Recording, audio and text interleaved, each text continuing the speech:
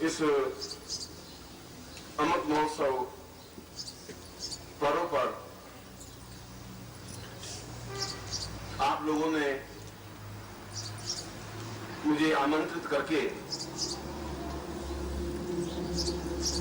और जो भारतीय परंपरा का निर्वाह किया है, जिस प्रकार से आपने अपने हृदय के पुष्पों की पंखुड़ियों को एक स्थान पर गूंथकर यह दिखाने का, यह भाव स्पष्ट करने का प्रयास किया है कि हम चाहे अलग अलग पंखुड़ियां तो हैं, मगर समष्टिगत रूप में एक पंखुड़ी दूसरी पंखुड़ी से जुड़ी हुई है और पंखुड़ियों के माध्यम से पुष्प बने हैं और पुष्पों के बीच में एक धागा है और वह आपका गुरु रूप धागा हमारे समस्त बीच में होता हुआ है।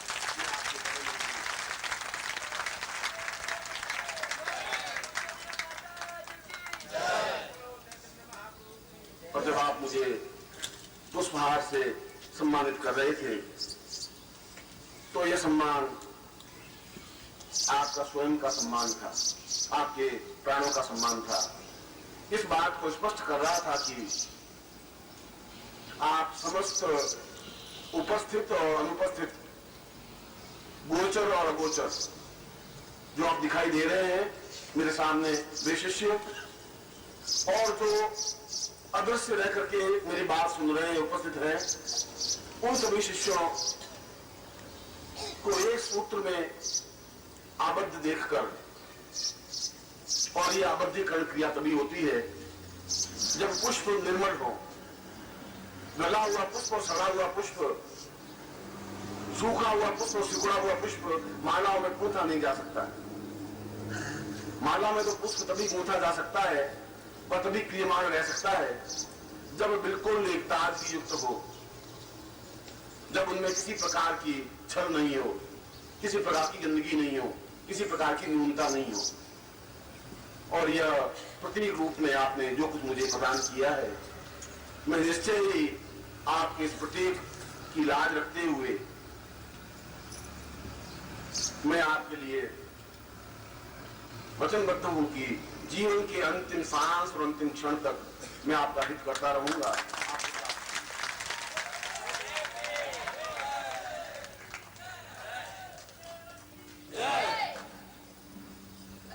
मेरे जीवन का चिंतन कुछ और है और जीवन के प्रारंभ से लगा करके आज तक का जीवन में अपने धज के साथ अपने तरीके से व्यतीत किया है। और यदि कहा जाए कि अपना परिचय मुझे देना पड़े तो कई रूपों में मेरा परिचय आपके सामने उपस्थित है। मुझे भारत का बहुत अच्छा ज्योतिषी भी कहते हैं, बहुत अच्छा लेखक भी कहते हैं, कवि रूप में भी कहा जाता है, उपन्यास रूप में भी कहा गया है, संगीत रूप में भी कहा गया है, तांत्रिक रूप में भी कहा गया है, मांत्रिक रूप में भी कहा गया है, योगी के रूप में भी कहा गया है, सन्यासी के रूप में भी कहा गया है और गुरु के रूप में भी मैं आपके सामने उपस्थित हूँ। ये सभी रूप मेरे हैं और इन सभी रूपों को मैंने पूर्णता के साथ जिया है। किसी रूप में किसी प्रकार की न्यूनता नहीं रखी। जिस समय ज्योतिष का भविष्य बिल्कुल भारत में था ही नहीं, ज्योतिष को एक मखौल बना दिया गया था, ज्योतिष की कोई पुस्तक तक नहीं थी, पंचांग को देखना तक नहीं आता था, तब मैंने सबसे पहले पुस्तकें और जनसाधारण और छोटी छोटी पुस्तकें और कम से कम मूल्य में पुस्तकें लिख करके उस परंपरा को जीवित रखने का प्रयास किया।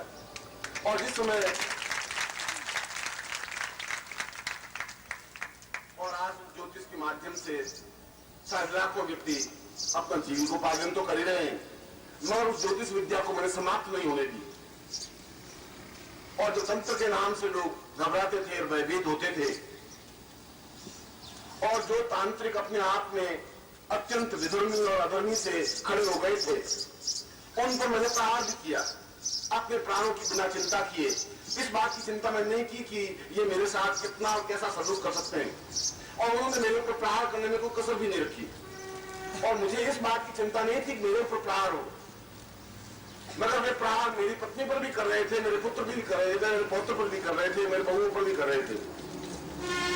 मगर मेरा एक दृश्य लक्ष्य था कि इस तंत्र में भी मुझे शुद्धता और परिष्कृता देनी है, और मैंने दी, और उस रूप में उस तंत्र को पहुंचाया जहां अपने आप में तंत्र एक पूर्णता और श्रेष्ठता के साथ खिला हुआ आज विश्व में है, और आने वाला युग उस बात की स्वीकार करेगा।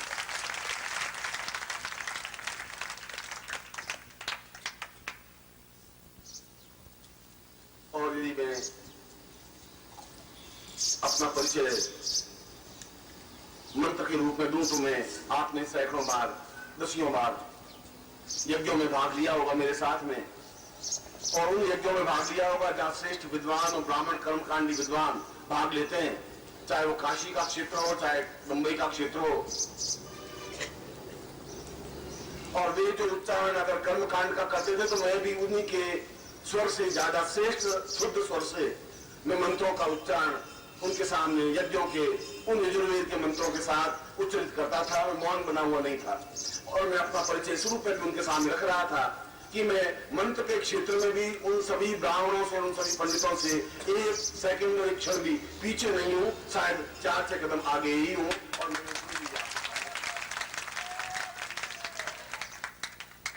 मैंने अपने प्रवचन में कहा था कि जब यजुर्वेद के पहले ही श्लोक में कहा गया है कि यह यजुर्वेद 2443 मंत्रों से संग्रहित यजुर्वेद है,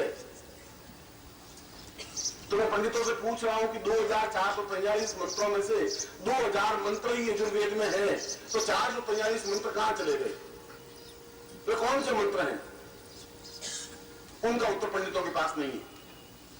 और जब काशी के पंडितों इकट्ठे होकर के और काशी में यज्ञ करना अपने आप में कितना दुखदायी होता है, इसका अनुभव मैंने इस बार किया है। इसलिए कि वे अहम से अपने आप में अत्यंत पूरित हैं, बड़े हुए हैं, और मैं इससे पहले भी 50 बार उस काशी को देख चुका हूं, और वो एक ही बार बाएं चढ़ाए हुए 10 लोगों का ग्रुप एकदम आता कि हम बस शास्त्रार्थ करना चाहते हैं। मैंने कहा मैं शास्त्रार्थ करने के लिए तैयार हूं। कभी निर्मल के पास आते कि बस यज्ञ तो हम करने देंगे नहीं, हमने यहाँ यज्ञ करपात्री जी को नहीं करने दिया, ये नारद सिंह तो क्या चीज है। इन्हीं शब्दों में उन्होंने उस यज्ञ के पहले ही घोषणा कर दी। यहाँ पर दूसरे गुरु आए तो गंगा के उस पार जाके यज्ञ कर सके, काशी के बीच में हमने यज्ञ नहीं करने दिया उनको, हम करने देंगे ही नहीं। हम तब करने देंगे जब वो शास्त्रार्थ करें, हमारे साथ वाद विवाद करें, हमारे साथ हमने जो प्रश्न करें उन प्रश्नों का उत्तर दें। और मैं गया तो निर्मोही बहुत घबराया हुआ, विचलित, और निर्मोही ने कहा कि यहाँ तो यज्ञ करने ही नहीं देंगे, बहुत समस्या पैदा हो रही है। समस्या इस बात की नहीं पैदा हो रही कोई किसी प्रकार की डिफिकल्टी है, समस्या ये कि एक ग्रुप नहीं है, 4 ग्रुप, 6 ग्रुप और 10 ग्रुप, 10-10, 15-15 पंडित इकट्ठे होकर आ रहे हैं, शास्त्रार्थ करेंगे। मैंने कहा तुम उनको सभी ग्रुपों में से एक एक व्यक्ति को ले आओ, और मैं उनसे 2-4 मिनट बात करना चाहता हूं, और वे शास्त्रार्थ 1 दिन या 10 दिन या 21 दिन या महीने भर करना चाहे तो महीने भर तक बराबर शास्त्रार्थ करूंगा। यज्ञ तो काशी के बीच में ही करूंगा, गांधी के साथ में करूंगा।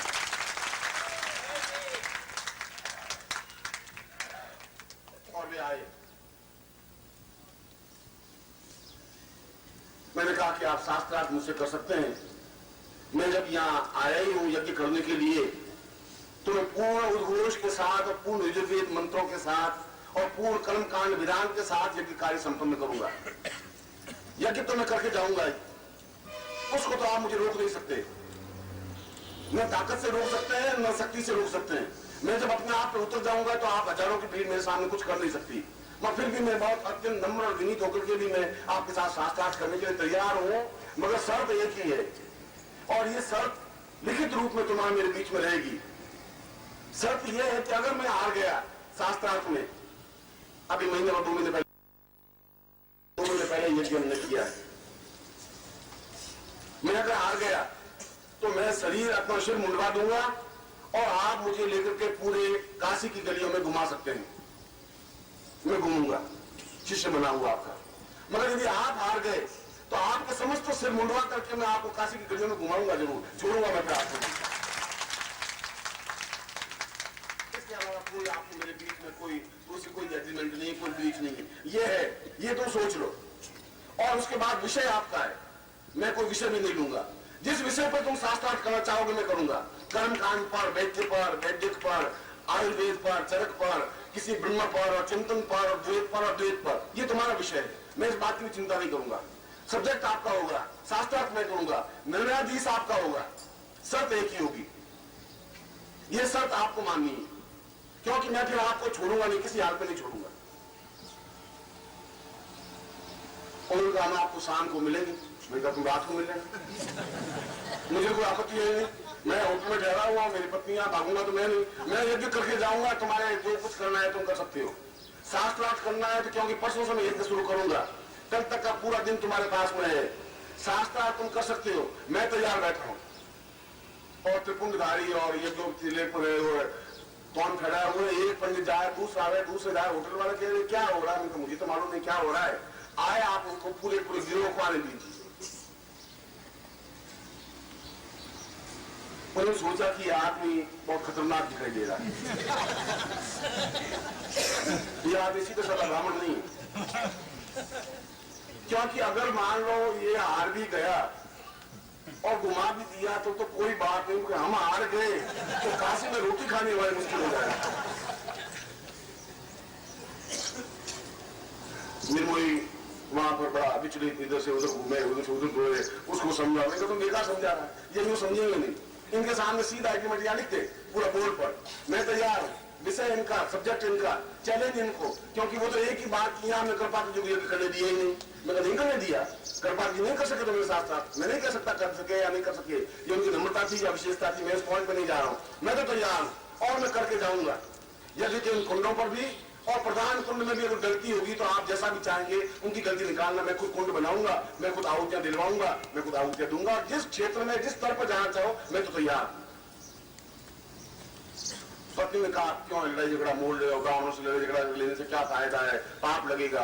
मैं पाप इनको भी लग रहा है, मैं भी ब्राह्मण हूँ, तो मैं अब ब्राह्मण से लड़ाई झगड़ा मोड़ लेने से सारा पाप लगेगा तो पाप गंगा में जाके धो लेंगे। पर इनको तो एक बार समझाना जरूरी होगा, ऐसा तो होगा नहीं, यहाँ आए बाकी दूर तो जाएंगे नहीं।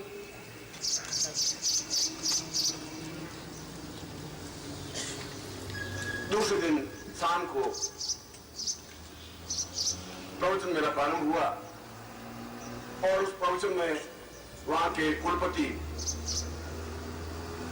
चांसलर महोदय खुद बैठे और उन्होंने कहा कि पिछले 150 वर्षों में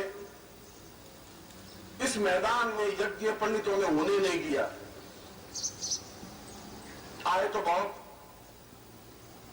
और मैं नहीं जानता कि यहां यज्ञ हो भी सकेगा कि नहीं। पहले दिन को बोल रहे थे, मैंने श्रीमाली जी का नाम तो जरूर सुना है कि ज्योतिषी बहुत अच्छे हैं, मगर ये तो कर्मकांड के यहाँ बहुत बड़े विद्वान है। काशी तो विद्वानों की नगरी है। मैं तो केवल आपको मैदान दे दिया है, ठहरने के लिए व्यवस्था दे दी है। पंडितों से जूझना तो मेरा हिम्मत क्षमता है नहीं, मगर मैं सोच नहीं सकता कि यज्ञ कैसे संभव हो सकेगा, क्योंकि टेलीफोन पे टेलीफोन आ रहे हैं और समाचार के समाचार आ रहे हैं, अखबारों में छप रहा है शास्त्रार्थ होने की तैयारी। उधर शास्त्रार्थ में अकेला व्यक्ति खड़ा है, इधर ऐसा रोज अखबार में तो छपता ही था। 2 दिन से वो तो वहां का मासान चल ही रहा था। मैंने कुलपति महोदय का मैं केवल 15-20 मिनट अपनी प्रवचन में इतनी बात तो कहूं। और मैं जब प्रवचन कर रहा था तो वे सारे पंडित पीछे खड़े खड़े सुन रहे थे, चुपचाप किनारे पर खड़े हुए। बीच में तो खड़े थे नहीं, तो बीच में सारे शिष्य बैठे हुए थे। उनमें से अधिकतर आप भी बीच में होंगे, आप में कई लोग उसमें आए होंगे। और जिस प्रकार से यहाँ खचाखच भरा हुआ था उसी प्रकार से भी बिल्कुल तिल रखने की जगह नहीं थी। मगर उन पंडितों के सीआईडी भी और पंडित के लोग भी और पंडितों के परिवार भी बिल्कुल गली के किनारे और आसपास और पड़ोस में और खड़े सुन रहे थे कि ये क्या बोल रहा है। बोलने से मालूम पड़ जाएगा कि इसको हम ललकार लें नहीं ललकारें, बस। और मैंने कहा कि मैं काशी में पहली बार नहीं आया हूं। कुलपति महोदय तो मेरे ज्योतिष के नाम से सुना होगा। मैंने कहा कि मेरा परिचय केवल ज्योतिष के माध्यम से नहीं हो सकता। मैं अगर कर्मकांड जीवित है तो मुझे इस बात का गौरव है कि मैंने कर्मकांड को जीवित रखा है, क्योंकि 2000 मंत्र नहीं 2445 मंत्रों को मैं बिल्कुल मौखिक रूप से उच्चारण करके रख सकता हूं। एक भी पंडित नहीं रख सकता है।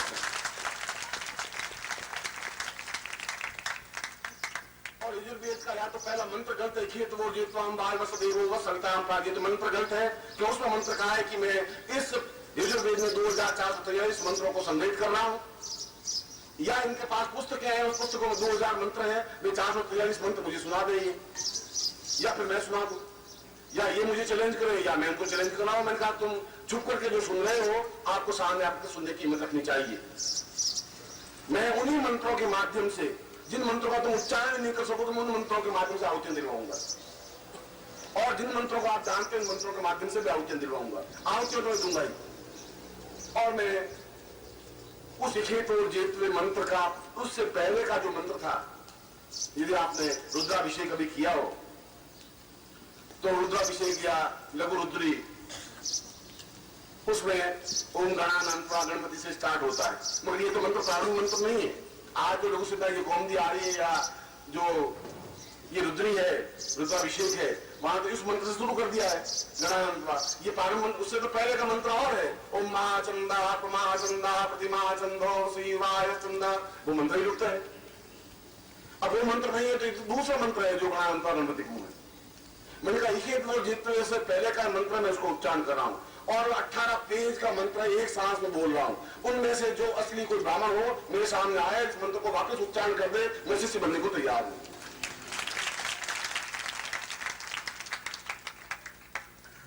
मैं कोई गरुड़ नहीं कर रहा था। खैर ये उनका सौभाग्य था कि उन्होंने शास्त्रार्थ नहीं किया, इसलिए सौभाग्य था कि उनकी रोटी रोजी बची रह सकी। इसलिए मैंने कहा कि मेरा परिचय केवल गुरु के रूप में नहीं हो सकता, क्योंकि मैं तुम्हारे बीच में गुरु के रूप में हूं, तो मैं तुम्हारे बीच में पूर्ण गृहस्थ के रूप में भी हूं, और मैं अपने आप पे गर्व कर सकता हूं कि मैं बहुत अच्छा गृहस्थ निर्वाह कर रहा हूं। 50 वर्षों में शादी के 55 वर्षों में भी जाकर के एक बार भी मतभेद होने की गुंजाइश नहीं रही।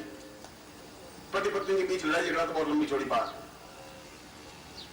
इसलिए मैंने अपनी बात का प्रारंभ इस रूप में किया कि मेरा परिचय केवल ज्योतिषी या कर्मकांडी या मंत्र या तांत्रिक क्षेत्र में या आयुर्वेद के क्षेत्र के रूप से ही नहीं किया जा सकता।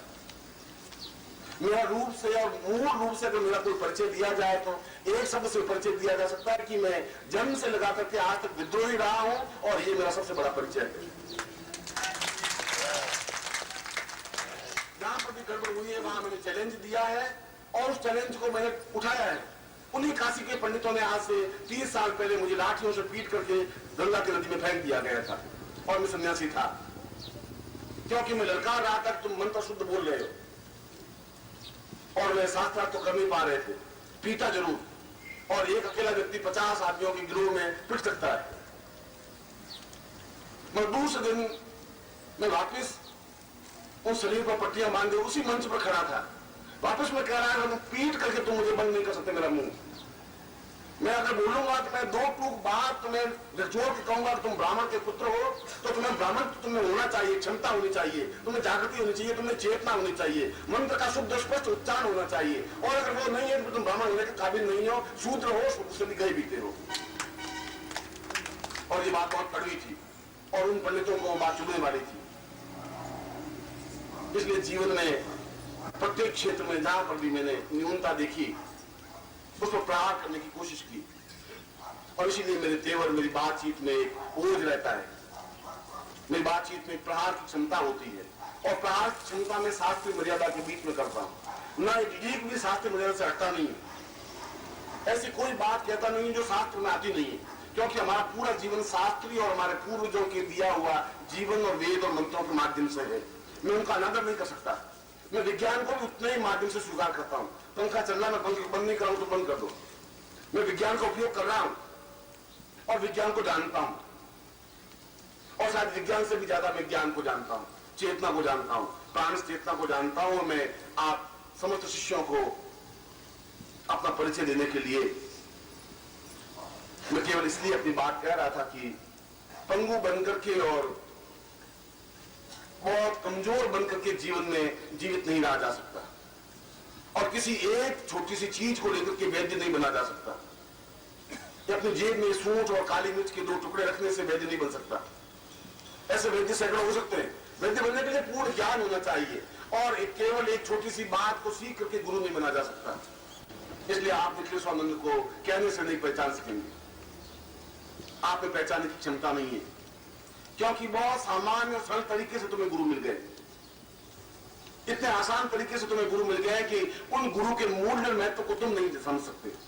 तो मुझमें और हरिद्वार में बैठे हुए सामान्य एक पंडे में कोई अंतर नहीं समझ पा रहे हो। तो मुझमें और एक सामान्य गुरु में डिफरेंस करने की क्षमता तुमने है नहीं, इस बात का मुझे दुख है। मैं ये नहीं कह रहा हूं तुम मुझे इंपोर्टेंस दो या मुझे महत्व दो, मैं कह रहा हूं तुम्हारी दृष्टि इतनी कम से कम क्षमता होनी चाहिए कि ये कांच का टुकड़ा है या हीरा है, और हीरा है तो फिर हमें लाभ क्या उठा सके, कितना उठा सके, क्योंकि जीवन तो जागृत व्यक्तित्व तो हजारों साल तक जीवित नहीं रह सकता। जब तक है तभी तक लाभ उठाया जा सकता है, और यदि हम लाभ उठा नहीं सके तो फिर तुम्हारे जीवन का और तुम्हारे जीवन की धड़कनों का अपने आप में कोई महत्व नहीं होगा। इसलिए मैंने ये बात को प्रारंभ करने से पूर्व कहा कि तुम जितने शिष्य बैठे हो उससे कम 20, 30, 50 गुना और शिष्य भारतवर्ष में है, और उन सबको मैं एकत्र अवश्य ही करूंगा, अपने जीवन काल में एकत्र करूंगा, गारंटी के साथ एकत्र करूंगा। क्योंकि ये तो जीवन की एक यात्रा है, मैं अपने जीवन की यात्रा में चल रहा हूं, और उस जीवन की यात्रा में कोई मील पर मुझे मिल गया शिष्य, कोई 1.5 मील पर मिला, कोई 2 मील पर मिला, हो सकता है कोई 40 मील पर मिलेगा तो सही, और जहां पर भी मिलेगा मैं उसको लेकर के अपने सीने से लगाऊंगा तो सही। हर बार मैं उसको याद दिलाऊंगा, हर बार उसके दिल पर ठोकर लगाऊंगा कि मैं तुम्हें वह चीज देना चाहता हूं जो तुम्हें बहुत ज्यादा जरूरी चीज आनंद है। और हमने अपने जीवन को ब्रह्मानंदम परम सुखदम केवलम ज्ञान मूर्ति, केवल ज्ञान के माध्यम से ही ब्रह्मानंद प्राप्त हो सकता है। द्वंद्वातीतम, जिसमें कोई भय है ही नहीं, जिसमें चिंता नहीं रह सकती, जिसमें कोई समस्या नहीं रह सकती, जिसमें शरीर मृत्यु को प्राप्त हो ही नहीं सकता। शास्त्र बिल्कुल दो टूक कह रहा है, तुम नहीं मर सकते, संभव नहीं है, तुम्हारी मृत्यु होनी, कोई मृत्यु तुम्हारे बीच में खड़ी हो नहीं सकती, मगर तुम्हारे पास आनंद रूपी हथियार होना चाहिए, आनंद होना चाहिए, एक क्षमता होनी चाहिए, तुम्हारे चित्त में समर्थवान व्यक्तित्व होना चाहिए, और वह है मगर तुम उस मानसरोवर किनारे खड़ा किया है, क्योंकि मैंने उस मानसरोवर में सैकड़ों बार डुबकी लगाई है, मैं उस समुद्र में छलांग लगाई है। मैंने अभी उदाहरण दिया कि जब मैंने नहीं सूखी तो घर वाले मेरे से परेशान, माँ परेशान, बाप परेशान, भाई परेशान, मेरे चाचा परेशान, घर वाले कहे तुम पागल है, तू ये जो ज्योतिष का काम मैं सिखा दूंगा, तुमने घर में रोटी खा, ये क्या तकलीफ, ये सन्यासी बनने की क्या दुख है। और मैं समझ रहा था कि इससे जीवन नहीं चल सकता, इस जीवन का मकसद, इसलिए मेरा जन्म हुआ ही नहीं। ऐसे में घिसा पिटा ब्राह्मण बनकर के जिंदा नहीं रहना चाहता, मैं जिंदा रहूंगा तो अपने तेवर के साथ जिंदा रहूंगा, अंत खत्म हो जाऊंगा। और हुआ यह कि 8, 9, 10 साल में घर में नहीं पहुंचा, न कोई पत्र मिला, न घर में समाचार मिला, तो पिताजी बहुत दुखी, बहुत व्यथित। तो मैं फिर उस नाता जोड़ा तो फिर मैं दुखी विचलित हो जाऊंगा। फिर पिताजी कहे तेरी पत्नी बहुत सीरियस है, तू जल्दी आ, फिर वही घटना घटेगी। और जब 10 साल घर में नहीं गया तो पिताजी ने सोचा कि लड़का तो खत्म हो गया होगा। इतने हिंसक प्रसूष में बसें थी नहीं, कोई ट्रेनें थी नहीं, इतनी बद्रीनाथ जाने के लिए बस तो सीधी पहुंचती नहीं थी, उन जंगलों को बिल्कुल पगडंडियों को पार करते हुए जहाँ पग पग पर हिंसक पशु थे, और उन गुफाओं में जाकर के वो साधु रहते थे जैसे जंगली जानवर रहते हैं, वहां पे जाना और उनसे ज्ञान प्राप्त करना कोई आसान काम नहीं था। और उन्होंने 8-9 साल बाद मेरा श्राद्ध कर दिया कि लड़का जीवित है ही नहीं, हो ही नहीं सकता, संभव नहीं। इसलिए मृत्यु को तो मैंने बहुत निकटता से देखा है, मृत्यु से मुझे भयभीत है ही नहीं, मृत्यु मेरा कुछ अहित कर ही नहीं सकती। मैं तुम्हें भी वही सिखा रहा हूं, जो कुछ मैंने सीखा है वह तुम्हें सिखा रहा हूं, मैंने जो कुछ पढ़ा है वो सिखा नहीं रहा हूं, जो कुछ देखा है वो सिखाने की कोशिश कर रहा हूं। इसलिए मेरी बात में ताकत है, क्षमता है, वजन है। मैं केवल ऐसी बात की जो शास्त्र में लिखी वो नहीं सुना रहा हूं, पहले मैं शास्त्र को देखता हूं, पढ़ता हूं, अध्ययन करता हूं, उसको मैं अपने हृदय में उतारता हूं, और अगर साधना के माध्यम से सिद्धि है और अगर मुझे सिद्धियां मिल सकती है तो गारंटी के साथ तुम्हें सिद्धियां मिल सकती है, हर हाल को तुम्हें सिद्धियां मिल सकती है। क्योंकि मैंने उन देवी देवताओं के साक्षात दर्शन किए, हर क्षण दर्शन कर सकता हूं। मैं अपने सूक्ष्म शरीर से और पूरे शरीर के साथ सिद्धाश्रम में किसी भी क्षण जा सकता हूं, और अगर मैं जा सकता हूं फिर आप लोग भी जा सकते हैं।